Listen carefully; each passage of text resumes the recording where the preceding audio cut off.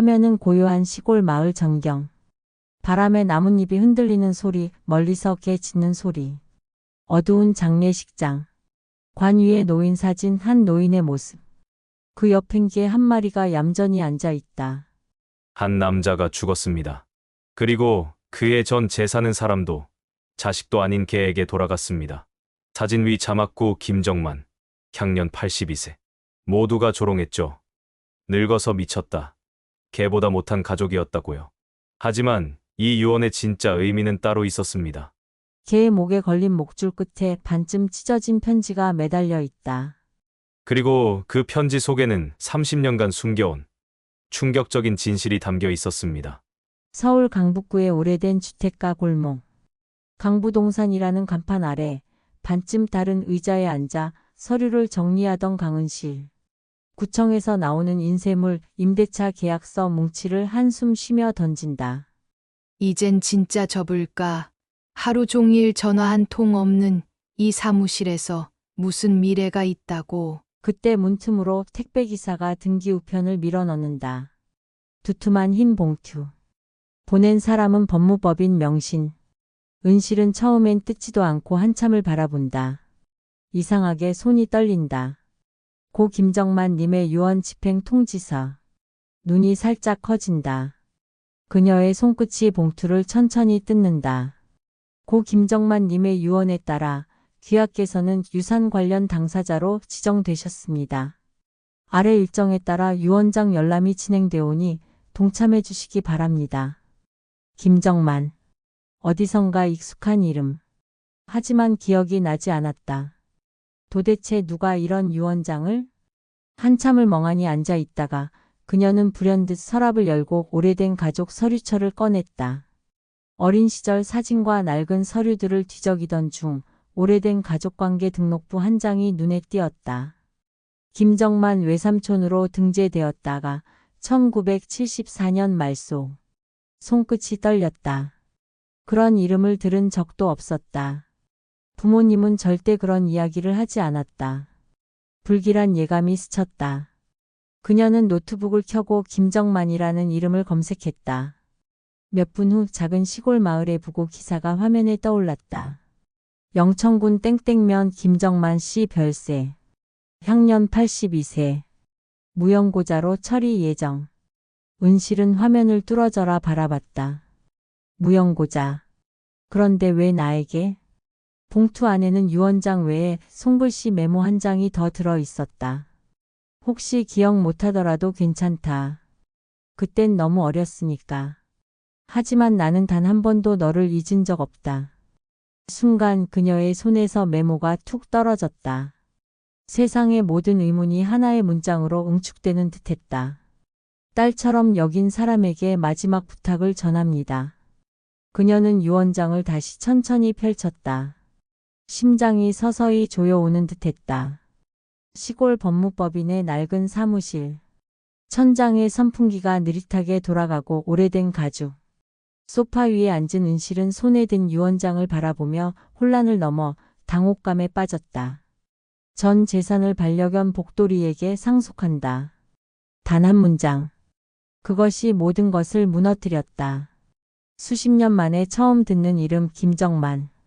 그와 자신이 무슨 관계라고 개를 핑계로 유산을 남긴단 말인가. 손끝이 덜덜 떨렸다. 말도 안 되는 상황. 누군가의 장난인 걸까? 하지만 하단에 박힌 붉은 공증 도장이 선명했다. 나는 그분과 아무런 혈연도 없어요. 겨우 어릴 적 잠깐 이웃이었을 뿐인데요. 법무사의 눈빛은 동요하지 않았다. 유언은 정당하며 은실은 지정된 법적 수혜자라는 말만 반복했다. 그녀는 고개를 저었다. 말도 안 돼. 아무리 생각해도 말이 안 됐다. 유언장 한가운데 적힌 한 줄이 더욱 마음을 어지럽혔다. 딸처럼 여긴 사람에게 마지막 부탁을 전합니다. 딸처럼?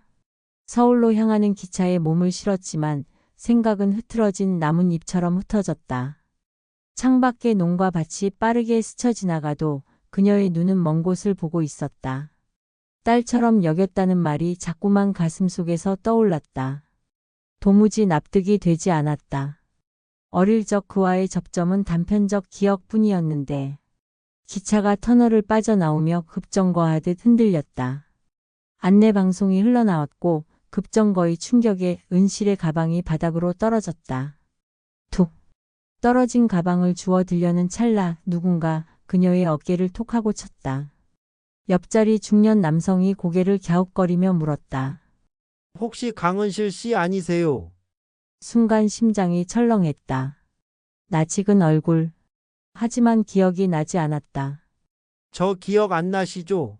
저 예전에 대흥동 살던 박 선배예요. 정만 아저씨랑 자주 어울리던. 정만 아저씨. 그 이름에 전기처럼 무엇인가 통과했다. 그때 복돌이 강아지랑 마당에서 잘 놀았잖아요. 정만 아저씨가 항상 우리 은실이라고 부르셨지. 뭐든 사달라고 해서 난감했다고 그 얘기 맨날 하셨거든요.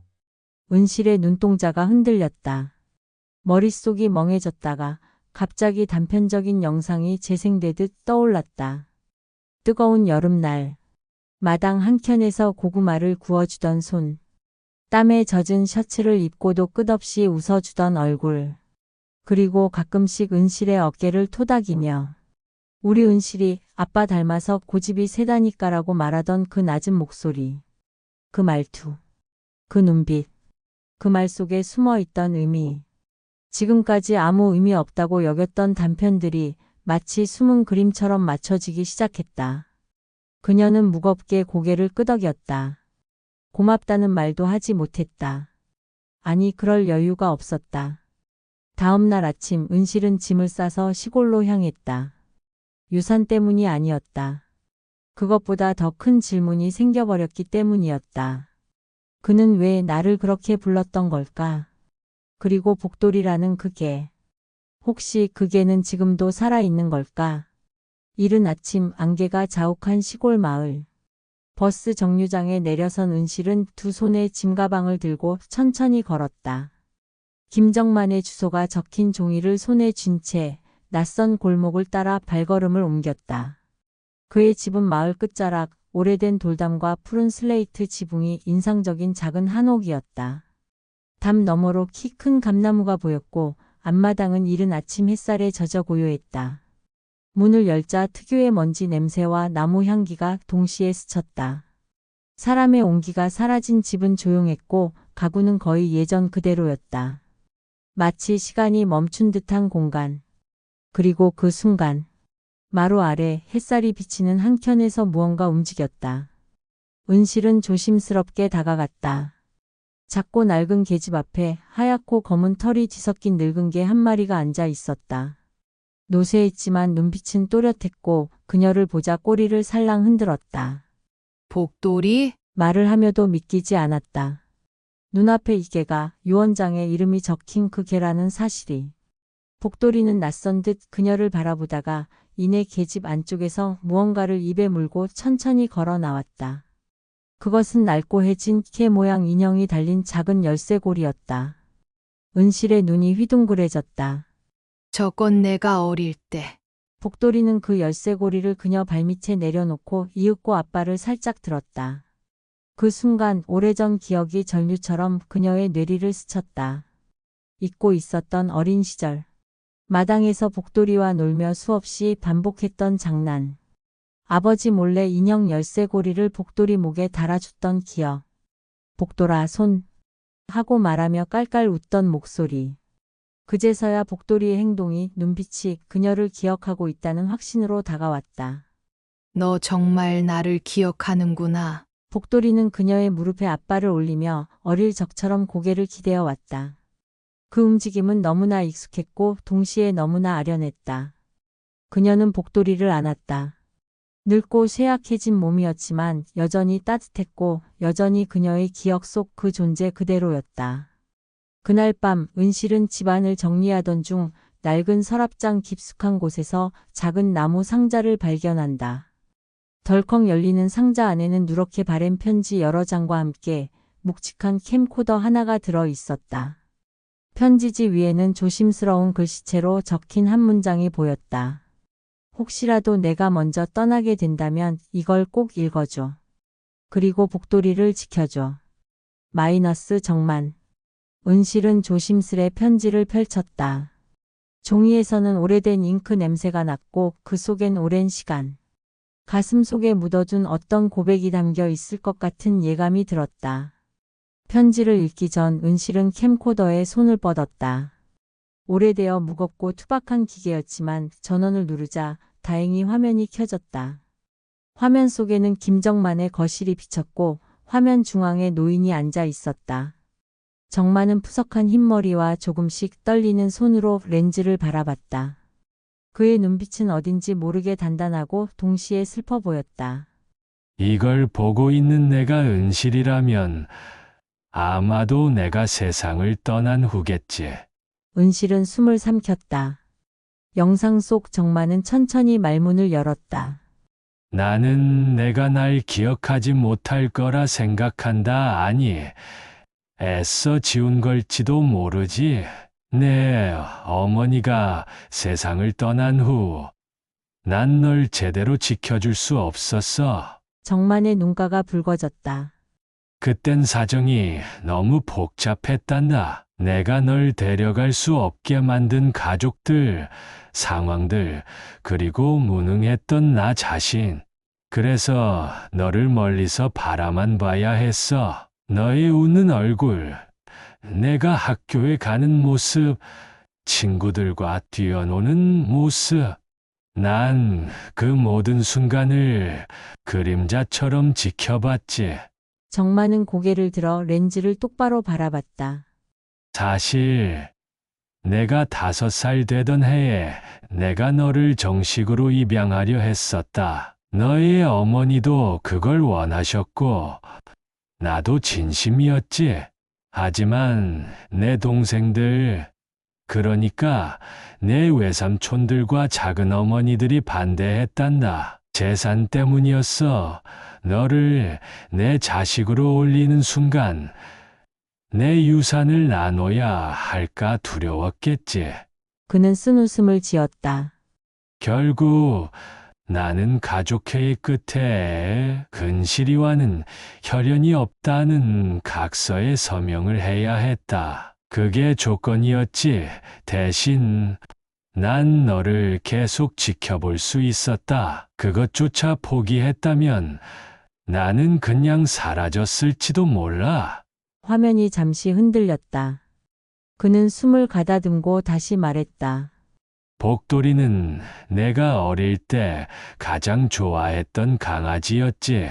내가 그 열쇠고리를 복돌이 목에 달아주고는 매일같이 자랑했던 거 기억나니? 그걸 복돌이는 지금까지 간직하고 있었단다. 널 기다리면서. 은실의 눈에 눈물이 고이기 시작했다. 이 집과 땅, 그리고 나의 모든 것은 사실 복돌이를 위한 게 아니야. 너를 위한 거야. 은실아, 법적으로 말할 수 없는 관계였지만 넌 내 딸이었다. 세상 누구보다 소중한. 영상 속 정만은 조용히 고개를 숙였다. 목소리가 떨렸다. 미안하다. 끝내 너에게 아버지라고 불러달란 말 한마디 못했구나. 하지만 이제라도 이 모든 걸 통해 내 마음을 전하고 싶었다. 화면이 점점 어두워지고 마지막으로 정만의 말이 울렸다. 살아가는 동안 사랑한다고 말할 기회를 잃는 일이 얼마나 고통스러운지 너는 겪지 않길 바란다. 내 곁에 있던 사람들에게 늦기 전에 사랑한다고 꼭 말해주렴. 영상이 멈췄다. 은실은 캠코더를 내려놓았다. 손등에 눈물이 떨어졌다. 긴 시간 억눌러져 있던 감정이 서서히 무너져 내렸다. 그녀는 조용히 복돌이를 바라봤다. 복돌이는 그저 고요한 눈빛으로 그녀를 바라보다 이내 조용히 다가와 발밑에 몸을 뉘었다. 그 순간 은실은 깨달았다. 이게는 단순히 유산의 도구가 아니었다. 복돌이는 정만과 그녀를 잇는 마지막 다리였고 한 남자의 모든 후회를 품고 남은 유일한 가족이었다. 다음 날 아침 은실은 정만의 집 마당을 쓸며 하늘을 올려다봤다. 밤새 내린 가을비에 마당에 감잎이 떨궈졌고 복돌이는 계집 앞에서 조용히 그녀를 바라보고 있었다. 그때 마당 밖골목에서 누군가 조심스럽게 다가왔다. 회색 바람막이를 입은 중년 남자. 마을 이장이었다. 어제 도착하셨다지요. 은실은 고개를 끄덕였다. 이장은 마당 안을 훑어보며 입꼬리를 살짝 올렸다. 정만이 형님 참 이상한 사람이었죠. 그 늙은 개한테 전 재산을 남긴다는 얘기 들었을 땐 다들 실성한 줄 알았다니까요. 이장의 말투는 웃고 있었지만 눈빛은 차가웠다. 그런데 그 개를 돌보는 사람이 은실 씨라면서요. 은실은 불편함을 느끼며 고개를 끄덕였다. 정만이 형님이 살아생전 당신 얘기를 한 적이 있어요. 가족한테 외면당하고 딸도 없이 외롭게 죽을 거라고. 그래서 우리가 그 땅을 맡아서 관리하자고 했던 건데. 이장의 말 끝은 미묘했다. 협조를 가장한 위협처럼 느껴졌다. 그날 오후 은실은 마을 회관 근처 작은 슈퍼에서 물건을 사고 나오다 두 노인 사이의 대화를 엿듣게 되었다. 그 집 이제 그 여자가 차지했대. 정만이 재산도 전부. 글쎄 나는 그냥 넘길 사람들이 아니라고 봐. 땅 문서 넘기려다 정만이랑 크게 싸운 거 들었어. 며칠 뒤에 갑자기 쓰러졌잖아. 은실은 발걸음을 멈췄다. 정만과 싸움 땅 문서. 다시 돌아온 정만의 집. 그녀는 복돌이에게 저녁 사료를 주며 마당 한켠에 놓인 불에 탄 문서 더미를 바라봤다. 전날 비 때문에 젖은 재 속에서 누렇게 탄 종이 조각이 몇 장 남아 있었다. 그중 한 장에는 붉은 도장이 찍힌 채로 양도계약서라는 글자가 희미하게 남아 있었다. 받는 사람의 이름은 찢겨 나갔지만 서명란에 김정만이라는 이름은 아직도 선명했다. 은실의 눈에 불안이 스쳤다. 누군가 정만의 죽음을 서두르려 했던 건 아닐까. 밤이 깊어갈 무렵 정만의 서재를 정리하던 그녀는 책장 속 봉투 하나를 발견한다. 그 안에는 녹음된 테이프와 짧은 메모. 혹시 무슨 일이 생기면 이걸 경찰에 넘겨줘. 진짜 믿을 사람한테만. 은실은 녹음기를 틀었다. 정만의 낮고 떨리는 목소리가 흘러나왔다. 오늘 또 왔다.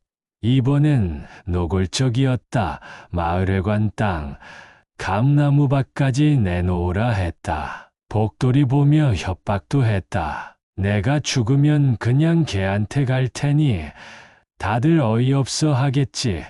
그게 내 마지막 카드다. 은실이라면 지켜줄 수 있을 거라 믿는다. 녹음은 거기서 끝났다. 은실은 조용히 녹음기를 내려놓았다. 이 유사는 단순한 감정의 흔적이 아니었다. 누군가의 탐욕을 막기 위한 마지막 선택이었다. 그리고 지금 그 선택의 끝에 자신이 서 있다는 사실이 그녀를 서늘하게 만들었다. 복돌이는 은실의 발밑에 와서 앉았다. 조용히 그녀를 바라보는 눈빛 속엔 무언가 단단한 믿음이 담겨 있었다. 은실은 그 시선을 피하지 않았다. 이제 이 집을, 이 유산을, 그리고 정만이 남긴 모든 것을 지켜야 할 사람은 그녀뿐이었다. 며칠 뒤 은실은 마을 법무사를 만나기 위해 읍내에 다녀오는 길이었다. 집으로 돌아오니 대문이 반쯤 열려 있었다. 불안한 마음에 급히 마당으로 들어서자 복돌이의 계집 앞이 어지럽게 흩어져 있었다. 사료통이 엎질러지고 그릇은 산산이 부서져 있었다. 복돌이는 마당 한 구석에서 몸을 움츠리고 있었다. 겁먹은 눈동자, 짖지도 않고 그저 떨고 있는 모습에 은실의 가슴이 철렁 내려앉았다.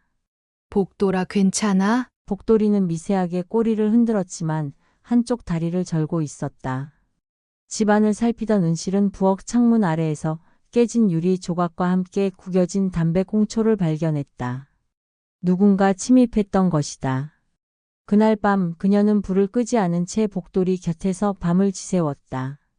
다음 날 마을 파출소에 신고를 했지만 돌아오는 건 무심한 반응이었다. 요즘 야생동물도 많고 뱀이나 촉제비가 다녀갔을 수도 있죠. 딱히 도둑 맞은 건 없지 않습니까? 은실은 입술을 깨물었다. 그냥 우연이 아니란 걸 그녀는 직감하고 있었다. 그날 저녁 이장이 다시 찾아왔다. 이번엔 혼자가 아니었다. 뒤에 2명의 중년 남자들이 함께였다. 마을에서 얼굴이 자주 보이던 사람들. 밤에 무서운 일이 있었단 얘기를 들었어. 그래서 도와드리러 왔지. 도와준다는 말과는 달리 그들의 시선은 집안을 샅샅이 후고 있었다. 혹시라도 복돌이가 다치면 곤란하지 않겠어요. 아무래도 그게가 이 집의 주인이니 말이오. 은실은 그 말에 숨이 턱 막혔다. 그들은 웃고 있었지만 그 말 속에는 경고가 숨어 있었다. 그날 밤 은실은 복돌이의 계집 옆에 작은 텐트를 치고 손전등과 낡은 야구 방망이를 들고 앉아 있었다. 한밤중 멀리서 인기척이 들려왔다. 누군가가 마당 담장을 넘으려는 듯 철근이 긁히는 소리가 났다. 거기 누구야? 은실이 소리치자 인기척은 멈췄고 곧 어둠 속으로 사라졌다. 다음 날 아침 마당 담벼락 아래에서 낯선 발자국과 함께 떨어진 모자 하나가 발견됐다. 모자 안쪽에는 조그맣게 적힌 글씨 하나. 농협축사 마이너스 박재학.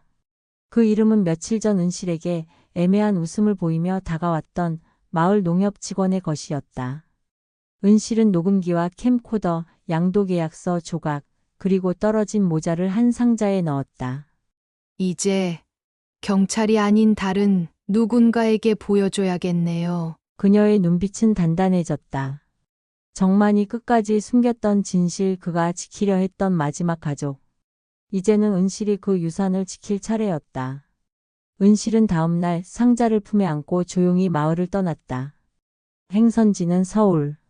정만이 생전에 신뢰하던 법무사에게 직접 보여주기 위함이었다. 버스 안에서 복돌이는 그녀 옆에 조용히 누워 있었고 은실은 창밖 풍경보다 손안의 상자만 바라보고 있었다. 상자 안에는 단순한 물건이 아닌 정만이 남긴 마지막 경고와 진심이 담겨 있었다. 서울에 도착한 그녀는 정만이 과거에 자문을 받던 로펌을 찾아갔다. 10층짜리 빌딩 안 회색 정장 차림의 젊은 변호사가 그녀를 맞이했다. 고 김정만 님과 오래 일했습니다. 유 원장 관련 사건이라 들었는데 이게 모두 증거인가요? 상자를 조심스레 열자 변호사의 눈빛이 바뀌었다. 불에 탄 계약서 조각, 정만의 육성이 담긴 녹음기, 마을 농협 직원의 이름이 적힌 모자. 이건 단순한 유산 문제가 아닌데요. 변호사는 그 자리에서 담당 기자에게 전화를 걸었다. 공익 제보로 언론과 연계하는 것이 가장 빠르고 안전한 대응이라고 했다. 며칠 후 전국 방송사 뉴스에서는 이런 자막이 흘렀다. 시골 마을에서 벌어진 노인의 의문의 죽음깨에게 유산을 남긴 진짜 이유는? 정만의 유원장이 재조명되었고 그가 생전에 어떤 협박을 받았는지 마을 땅을 둘러싸고 벌어진 비리 의혹이 수면 위로 떠올랐다. 은실은 인터뷰를 거절한 채 조용히 시골로 돌아왔다. 하지만 마을은 더 이상 예전의 모습이 아니었다. 마을 입구에는 취재진이 진을 치고 있었고 파출소는 조사를 시작했고 복돌이를 괴롭혔던 마을 주민들의 이름이 하나둘 입길에 오르내리기 시작했다. 이장은 더 이상 웃지 않았다. 마을 사람들은 조심스레 은실을 피해 다녔고 일부는 그녀에게 직접 사과를 하기도 했다. 하지만 은실은 아무 말도 하지 않았다. 그녀는 복돌이의 상처가 다 아물 때까지 정만이 남긴 모든 땅을 복돌이와 함께 지키겠다고 마음먹었다. 며칠 후 그녀는 마을 공터에 팻말 하나를 세웠다. 복돌이 보호소 마이너스 유기견과 유기된 마음을 위한 쉼터. 그날 밤 별이 총총한 하늘 아래서 복돌이는 은실의 무릎을 베고 잠이 들었다. 그리고 그녀는 처음으로 정만의 목소리를 떠올리며 조용히 말했다. 아버지, 이제 제가 할게요. 그의 겨울 마을에는 전과 다른 고요함이 감돌았다. 탐욕과 침묵 속에 숨겨졌던 진실이 드러나고 정의가 천천히 제자리를 찾기 시작했다. 검찰은 정만의 유언과 녹취, 양도계약서 조각 등을 바탕으로 마을 이장과 농협 직원, 박재학 외 2명을 공문서 위조, 강요미수, 주거침입 등의 혐의로 기소했다. 그들 모두 법정에서 자신의 죄를 부인하지 못했다. 판결이 내려지던 날 은실은 조용히 법정을 지켜보았다. 이장의 얼굴은 한없이 작아져 있었다. 눈을 마주치지 못한 채 그는 유죄를 선고받고 구속되었다. 기자들이 플래시를 터뜨릴 때 은실은 한 발자국 뒤로 물러섰다. 복수를 위한 싸움은 아니었다. 그저 아버지가 마지막으로 지키고자 했던 것을 지키기 위한 여정이었을 뿐. 며칠 후 마을 어기 작은 언덕 위에 복돌이를 위한 작은 묘비가 세워졌다. 복돌이, 나를 기억해준 마지막 가족. 우리 곁에 있어줘서 고마웠어. 복돌이는 그 겨울이 오기 전 조용히 눈을 감았다. 은실의 품에서 아무런 고통 없이 숨을 거두었다. 세상은 그를 단지 개라고 불렀지만 은실에게 그는 하나의 가족이자 아버지와의 마지막 연결고리였다. 장례식 날 은실은 복돌이가 좋아하던 노란 털 담요를 함께 묻으며 조용히 중얼거렸다. 잘 가, 복돌아. 아버지 곁에서 이제는 아프지 않게 지내. 시간은 흘러 봄이 왔다. 복돌이 보호소는 점점 마을 사람들의 발길이 닿는 공간이 되었다. 처음엔 경계하던 이들도 이제는 유기견들에게 따뜻한 손길을 내밀기 시작했다. 아이들이 뛰노는 보호소 마당 한켠에는 작은 벤치 하나가 놓였다. 그 위에는 정만과 복돌이를 기억하며라는 조각이 새겨져 있었다. 그 벤치에 앉아 햇살을 받으며 책을 읽는 은실의 옆엔 새끼 강아지 한 마리가 졸고 있었다. 버려졌다가 구조된 강아지였다. 은실은 조용히 웃으며 말했다. 내 이름은 복이야. 복돌이한테서 온 복. 그리고 고개를 들어 하늘을 올려다봤다. 구름 사이로 햇살이 내리쬐는 하늘은 환했고 봄바람은 따뜻했다. 이제 그녀는 아버지의 마음을 이해했고 복돌이의 사랑을 기억했고 자신만의 길을 다시 걷기 시작했다. 모든 이야기는 그렇게 끝났고 그리고 새로운 이야기가 그날부터 다시 시작되었다.